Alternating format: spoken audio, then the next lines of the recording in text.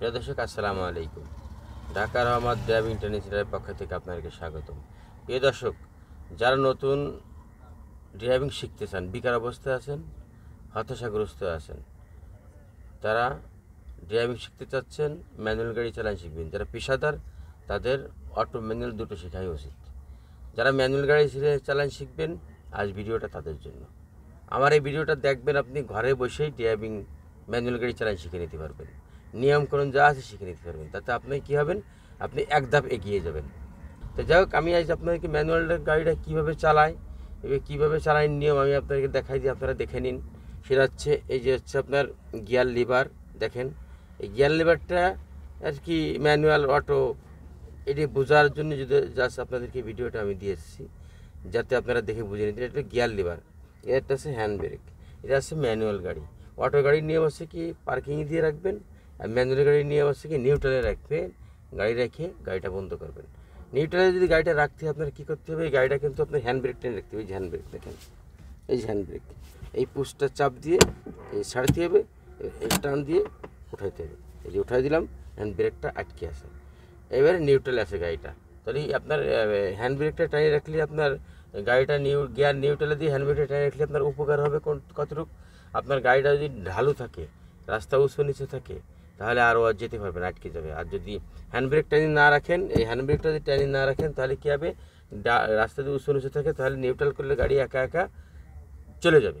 সেটা কীভাবে যাবে আমি আপনাদেরকে দেখাই দেবো। তো যাক দর্শক, এই ম্যানুয়াল গাড়ি চালানোর নিয়ম কিন্তু শুরু থেকেই শুরু হয়ে গেছে, আপনারা সুন্দরভাবে বুঝে নেবেন। এবার দেখেন এই গিয়ারটা দেখেন, এই যে আমি আপনাকে বুঝিয়ে দিচ্ছি, সেটা হচ্ছে দেখেন, এই যে একটা রাস্তা, একদম এই সোজা একটা রাস্তা, এই একটা রাস্তা, এই একটা রাস্তা, এই একটা রাস্তা। তা আপনারা জিনিসটা বুঝতে হবে, এই সোজা রাস্তাটা যে মাঝখানে, এটা হলো নিউট্রালের রাস্তা। আর এই বামে চাপ দিয়ে এই সোজা চলে গেছে, যে আগের দিন কালা পয়েন্ট, এটা হচ্ছে এক গিয়ার। এই সোজা এই যে নিউট্রাল, ফিরে নিচে এই যে দুই গিয়ার, ফিরে নিউট্রালে করলে গাড়ি অটোমেটিকই মাঝখানে চলে আসবে। এটা হলো মাঝখান পয়েন্ট। এখানে 3 সোজা দেবেন, 3 ফিরে আবার নিউট্রাল আনবেন, এখানে ফিরে চালিয়ে যাবেন, এই যে 4 এই সোজা, ফিরে আবার পাশে যাবেন, এখানে যাই এই ফিরে চাপ দিবেন, একদম সুন্দরভাবে চাপ দিয়ে এই যে 5 ফিরে নিচে আসবেন। এবার ফিরে আবার যদি ব্যাকে যেতে হয়, এগুলি চাপ দিয়ে এই যে ব্যাক। জাস্ট একে দিতে দিলে আপনার এদিকে চাপ দিতে হবে, 2 দিতে দিলে এদিকে চাপ দিয়ে এদিকে আনতে হবে, 3 দিতে দিলে মাঝখানে পয়েন্টটা থাকে, লিভারটা থাকে।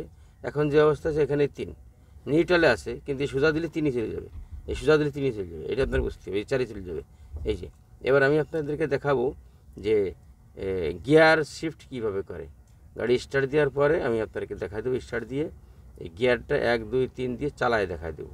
এবং এরপরে দেখবেন ক্লাচ, ওই যে ক্লাচ দেখেন, ক্লাচটা দেখেন, ক্লাচ এই যে হচ্ছে গিয়ার, এই যে হচ্ছে ক্লাচ, এটা হচ্ছে ক্লাচ, এই যে ক্লাচের মেন হচ্ছে ক্লাচ, আর কিছু না।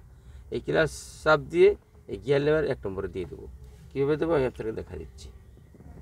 দেখেন প্রিয় দর্শক, এই যে গিয়ার লেভারটা আমি হাতে করলাম, এখন গাড়িটা নিউট্রালে আছে। এই যে আপনার ক্লাচ চাপ দিলাম, এই যে ক্লাচ চাপ দিলাম, ক্লাচ চাপ দিয়ে ধরেছি। এবার এই গিয়ার লেভারটা দেখেন কোথায়, আমি আপনার মাঝখানে থাকলে কিন্তু একদম মাঝখানে 3 সোজা থাকে, কিন্তু গিয়ার নিউট্রালে থাকে একদম। এই যে আমি চাপ দিলাম, এই যে ফেলে চাপ দিলাম, আপনি এফেলেও দিতে পারেন। আপনাকে বোঝানোর জন্য এই জিনিসটা এফেলে দেখাচ্ছে। এই যে দিলে 1, ওই যে 1 দিচ্ছি আমি, দেখেন এই কলম দেখাচ্ছিলাম, এই যে 1, এই যে 1 দিয়েছি, 1 আছে। ক্লাচটা একদম চেপে রাখছি, দেখেন ওই যে ক্লাচটা চেপে রাখছি। এখন আমরা কী করবো, এই হ্যান্ড ব্রেকটা দেখেন, এই যে হ্যান্ড ব্রেকটা পুশটা চাপ দিতে হবে, হ্যান্ড ব্রেকে পুশটা চাপ দিতে হবে, চাপ দিয়ে উপরের দিকে টান দিতে হবে, উপরের দিকে টান দিয়ে নিচে ছেড়ে দিতে হবে। এখন গাড়ি কিছু আছে, ক্লাচ চাপা গিয়ার 1 আছে, কিন্তু এই গিয়ার 1 আছে। এখন ক্লাচটা দেখেন আমি আস্তে আস্তে ছাড়বো, কীভাবে ছাড়ি দেখেন। ক্লাচটা আছে, এই ডান দিকের আছে অ্যাক্সিলেটার, এই যে অ্যাক্সিলেটার, ডান পাশেরটা অ্যাক্সিলেটার, ডান পাশেরটা পড়া দেবো। এই ডান পাশেরটা অ্যাক্সিলেটার,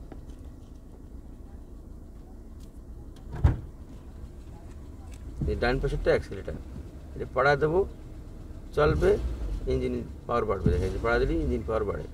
এবার আসছে ক্লাচটা, আমি দেখেন 1 দেওয়া আছে, এই ক্লাচটা আমি ছেড়ে দিচ্ছি, আস্তে আস্তে ছাড়ি, দেখেন আস্তে আস্তে ছাড়লে গাড়ি কী করে, গাড়ি চলে। এই দেখেন গাড়ি চলে।